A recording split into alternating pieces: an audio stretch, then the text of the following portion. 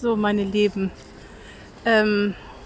beloved friends, here now is the second part of my small talks, not small talk, but small talks on the occasion of the memorial of Bernie Glassman's day when he died in 2018, November 4. And I want to honor him in my ways as it is possible today, because I'm not in the Auschwitz retreat and I'm on my own, which sometimes is useful actually and a blessing, because then I have not to change my schedule, and today is a little bit dense. So this is the second part, as I said, and we are here at a place in front of the old town hall, and some of you might have seen some pics which I did recently when we sat here during some nights on behalf of the burning Moria, the camp in Greece on the island of Lesbos. And we were so shocked when we got to know that we said something has to be done about it, done in terms of not that we really thought we would change that, but done in terms of what Bernie taught us, done in terms of giving it our energy and our caring energy, our energy of bearing witness. And I will come later back to that. It's not that I really understand bearing witness. It is a lifelong and perhaps more than one life teaching. So deep it is, but I learned something, and it is not what we normally activate when we feel helpless and shocked. And we felt helpless and we felt shocked, and so we went here. I may show you some other memorials.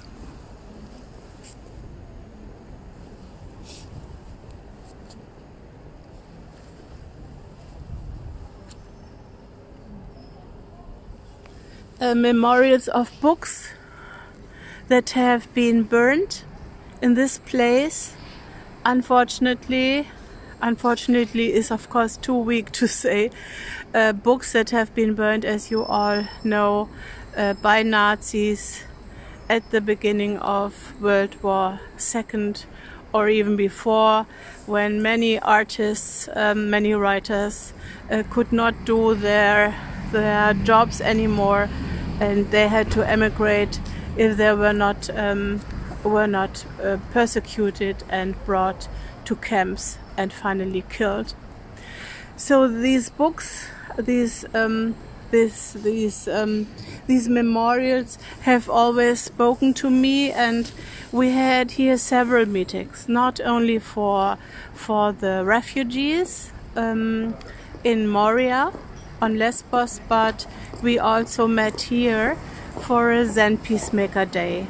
So we used to organize every 2 months, sometimes even more frequent, a day when we would meet and would share about our practice and about and reflect about the 3 tenets, which start with not knowing, and the second tenet is bearing witness to the joys and to the suffering of the world, and the third tenet is compassionate action, loving action that arises from tenet 1 and 2. So we met here, and it was very nice, although it was raining and it was quite fresh as today. And we went to this ice cafe,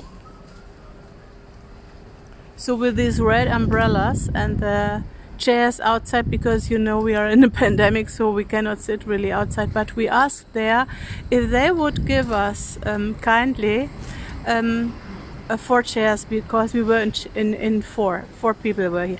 So Georgia was part of this circle, and Frank, who also did a street retreat with me, was there, and one of our refugee friends, Ivan, was also there.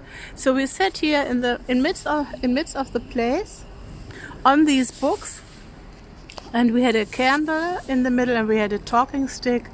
And as many of you do it and practice it, we just shared from our hearts.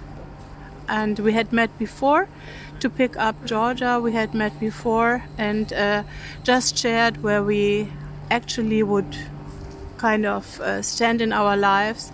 And we walked slowly to this place, and we knew, I think, that afterwards we would go to a home, to an asylum for refugees, and we would do this in silence.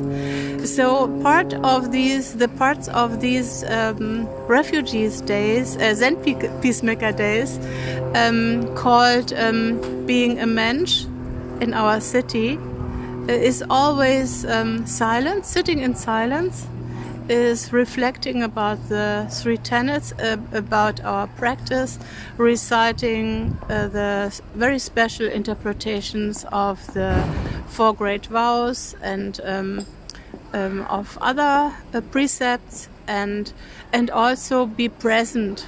Be present where we find we should or could offer something, and what?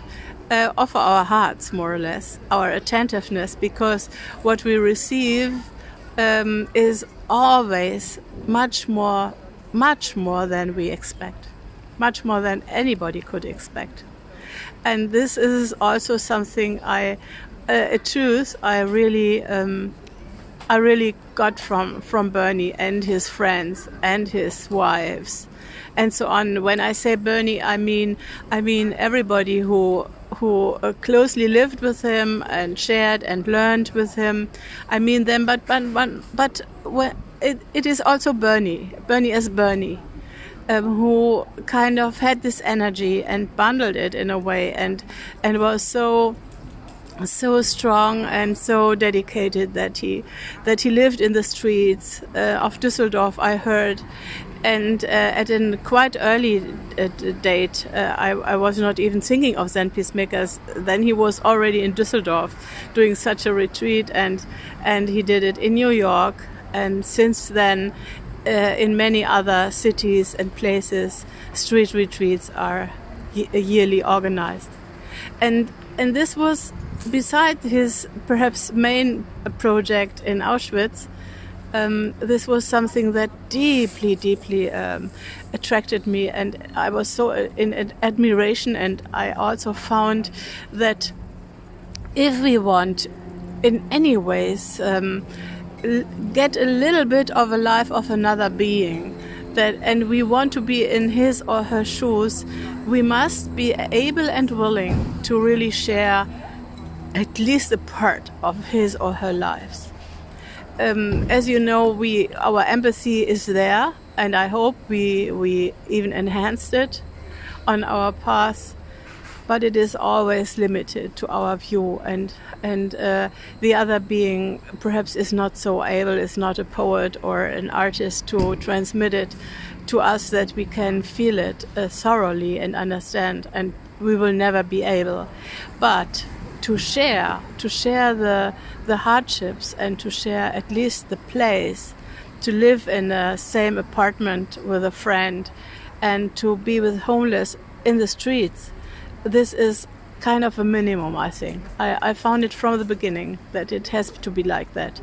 And many people are afraid to do this because they think, but we are there then only 3 days, and the others perhaps for a whole life. I really can only encourage you to throw these arguments just off and away, because it's not true. Because everybody we met from the streets. Homeless people, sometimes really 20 years on the streets, they really loved us. When they had the opportunity to hear why we did this, and that it was limited, and that it was a social experiment, because we were very honest, of course, and would not say, oh, we are also living in the streets. We were not living in the streets. Only for some days we did it. For some days we only had a plastic bag and almost nothing in it, and no money. And I think we did not even had a passport. I do not remember well, but it was really the absolute minimum. A thin blanket, and so, you know what I mean, and some medicine if one needed. That was it. And they really loved it, because I understand it all, also, you know, every human being loves it when we undertake something which requires some sort of sacrifice, and something that requires our whole energy, or very much of it, just to be with them. So my experience is not only in the streets, but with refugees I had the honor to meet in my city here, was, I think, I must reflect on it, I think it was always good, because I was curious, respectful, listening if I could. Sometimes it is, you can listen, you do not understand a word when a being only speaks Arab and no English. Of course, it was hard, but there is still the language of eyes, and there is still the language of smiling, and there is still the language of being interested or not. So even that made a difference. Yeah, but back to Bernie. Before, in my first talk, I said he has come to Bonn. And unfortunately, we had a beautiful program with him and for him, and he had consented to it, when we would,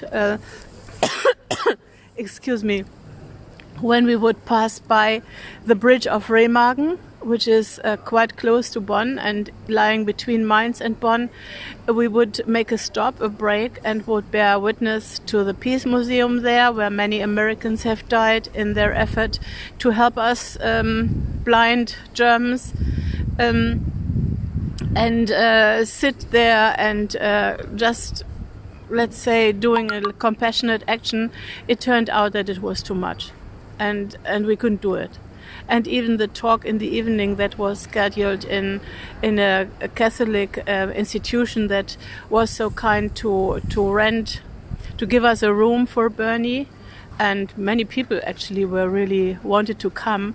This was not taking place, and it was a little bit really. This belongs also to my early experiences with Bernie Glassman, to really much. And you know, everybody who organizes. What is that now? So I stopped that for